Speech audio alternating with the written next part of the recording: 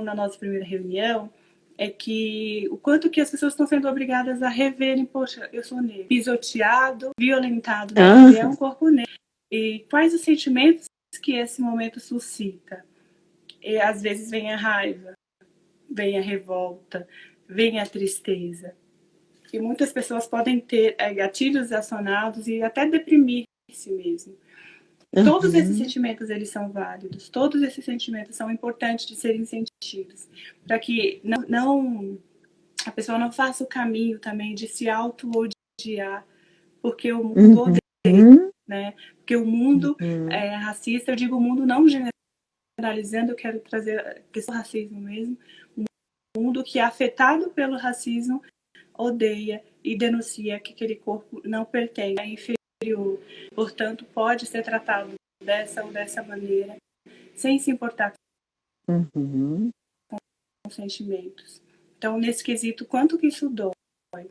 E às vezes eu estava em uma conversa essa semana com uma amiga psicóloga também, e eu falei assim, fiquei muito surpresa. Algumas pessoas me parecem que agora que legal. há muito tempo. Então, como assim? Eu achei violento. E somente agora, depois de todos esses eventos, essa pessoa valida a minha existência como negra, eu fiquei pensando na invisibilidade que nós temos, né? Nas nossas dores que não são ouvidas, porque eu já denunciava. E aí, essa dor que me atravessa, obviamente, faz com que eu revisite as pessoas próximas a mim. E aqueles que vêm até mim, trazendo uma história que também ela é atravessada pelo racismo. Como eu acolho essa história, tem muito a ver com como minha história foi acolhida. E como essas dores também já passei por elas. E aí, nesse quesito a gente falou, né, da raiva, dos sentimentos que suscitam, a gente vai partindo para um momento em que essa pessoa também é convidada para aceitar a própria história, se apropriar dessa potência e voltar a se amar também. Eu disse, a gente não pode negar a dor, passar por cima da dor como se ela não existisse, né? Não podemos, porque ela existe. E é nesse sentido que, como eu comecei falando antes, Débora, a gente não pode fingir que não existe e não falar porque é desconfortável. Não é confortável para uma pessoa negra ser convidada somente para falar sobre racismo. E talvez não seja confortável para uma pessoa não negra ouvir sobre racismo e ela perceber que aquilo denuncia ações de racismo dela. Não é confortável para ninguém. Não é porque não é confortável que a gente não vai falar. E vai doer, como você bem afirmou. Perfeito a sua fala. Dói muito. Mas a gente não pode negar essa dor e passar por cima dela. A gente vai atravessá-la. Para atravessá-la, a gente precisa de apoio, muitas vezes. É o apoio emocional de um grupo ou coletivo negro, de homens e mulheres negras. O apoio emocional que a psicoterapia oferece, que o seu trabalho enquanto afrocoach oferece, que vários outros oferecem, né? E é isso mesmo, né? Eu acompanho algumas páginas no Instagram de advogados que se propõem a ajudarem as pessoas negras que estão sendo vítimas de racismo. Essa punição para as pessoas que cometem racismo, ela precisa acontecer, porque a gente não pode naturalizar esses comportamentos. Não posso naturalizar que uma criança de 5 anos precise ir para as ruas gritar, né, sem justiça, sem paz, porque o racismo atravessou a vida dela desde sempre. Essa criança poderia estar brincando. Não que ela não devesse saber ou falar de racismo, mas é normal, é antinatural que essa criança esteja com essa fala. E é uma fala tão enfática que eu fiquei assim impactada com algumas cenas que eu vi. Isso porque na minha família eu tenho crianças e adolescentes negros. E que muito antes de saberem o nome também já vivenciaram situações de racismo na creche, na escolinha. Como tratar isso, né? Então, são muitas dores. É um lugar de muitas dores e a gente não pode negar Agora isso. Agora tu falaste antes que acontece antes da gente nascer, né? E antes da gente saber o próprio nome. E aconteceu, a Karine entrou, a Brisa tá aqui e a Brisa saiu agora de uma live dela, que eu vi ela fazendo uma live, ela veio nos prestigiar. Obrigada, querida, obrigada por estar aqui também. Olha só, tem várias colegas, tem bastante psicólogas aqui. Tem, coisa bem boa, obrigada. Acreditava agora há pouco no grupo, tem a Bem, joia. Muito obrigada, pessoal.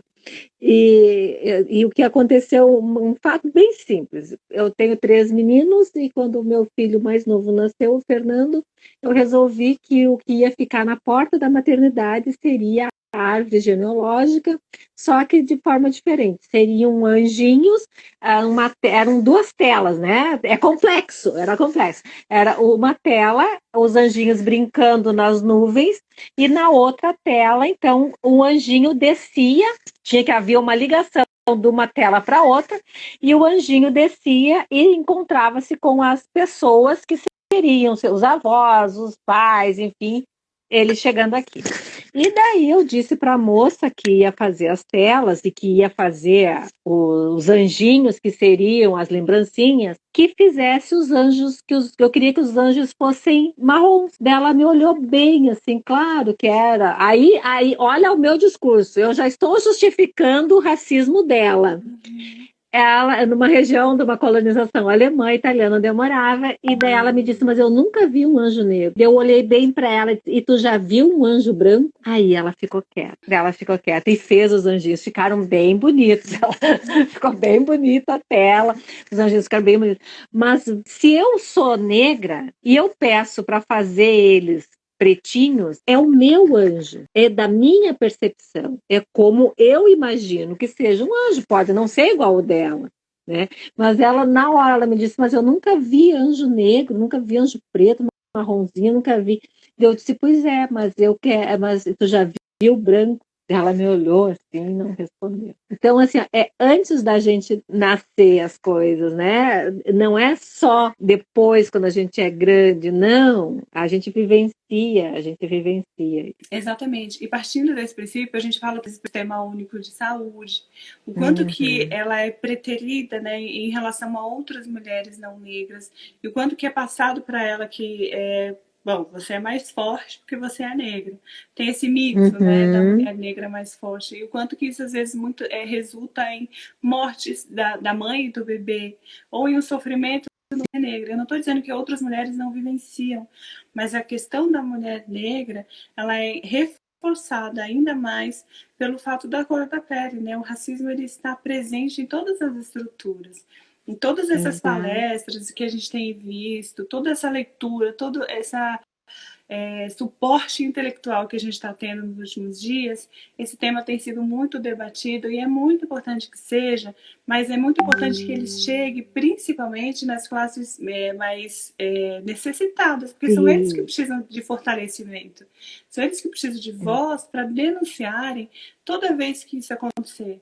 Mas como que a pessoa vai ter força para denunciar toda vez que acontecer, já que isso acontece tão recorrentemente? Eu me lembro de que, assim, em momentos da minha vida eu funcionava, assim, até o mercado que eu iria fazer compras, uma loja que eu iria entrar, porque eu sabia qual tipo de tratamento que eu iria ter, dependendo da roupa que eu estivesse usando. Então, a gente está o tempo todo fazendo isso, né? E o que nos choca muito nesses momentos em que a gente está vivendo é que para algumas pessoas o racismo existiu agora, 2 semanas. Eu fico, gente, que mundo que vocês vivem, né? Vocês têm amigos negros? Vocês já pararam para ouvir esses amigos? Vocês já pararam para ouvir as histórias deles? Sem querer dar pitacos, né? Sem querer embranquecer essas histórias, sem querer atravessar essas histórias dizendo que você também sofre. Porque a gente falou um pouco na nossa reunião, né, sobre lugar de fala, lugar de escuta, e muita gente entende isso de uma forma muito errada. Quando a gente fala do lugar de fala, é que o negro é que está habilitado para falar sobre racismo, porque além de tudo, ele que vivencia. E o lugar de escuta é daquele que nunca vivenciou, lugar de escuta, portanto, também com respeito. Não quer dizer que uma pessoa negra não possa se posicionar. E nesse sentido, né, esse negro que ele escolhe os lugares para ir, ele escolhe até o restaurante que ele vai ir também, porque talvez ali já tem uma familiaridade e não vai ser mais maltratado. Mas em nenhum momento uma pessoa não negra sai de casa pensando nisso. E quando essa pessoa ela tem amigos negros e ela nunca parou sobre isso, ela nunca parou para ouvir esse amigo ou essa amiga negra e saber as histórias dessa pessoa, eu fico pensando que isso também é uma forma de violência, é uma forma de silenciar, né, essa história, essa vivência que está perto de você. No nosso grupo que eu estava fazendo agora antes de começar a live, a gente discutiu justamente sobre isso, né? Sobre como a gente quer se embranquecer em algum momento, quando a gente ainda não se reconhece negra.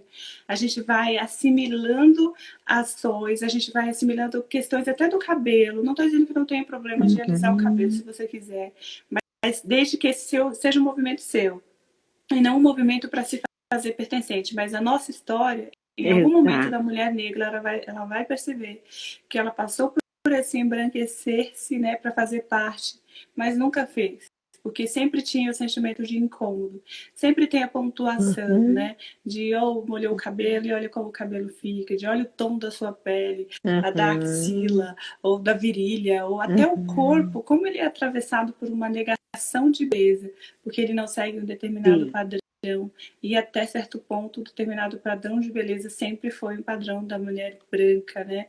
Europeia, não é nem tanto a mulher assim brasileira, porque a brasileira é cheia de traços diferentes também. Mas esses traços que... Essa também é uma forma de violência muito grande, né?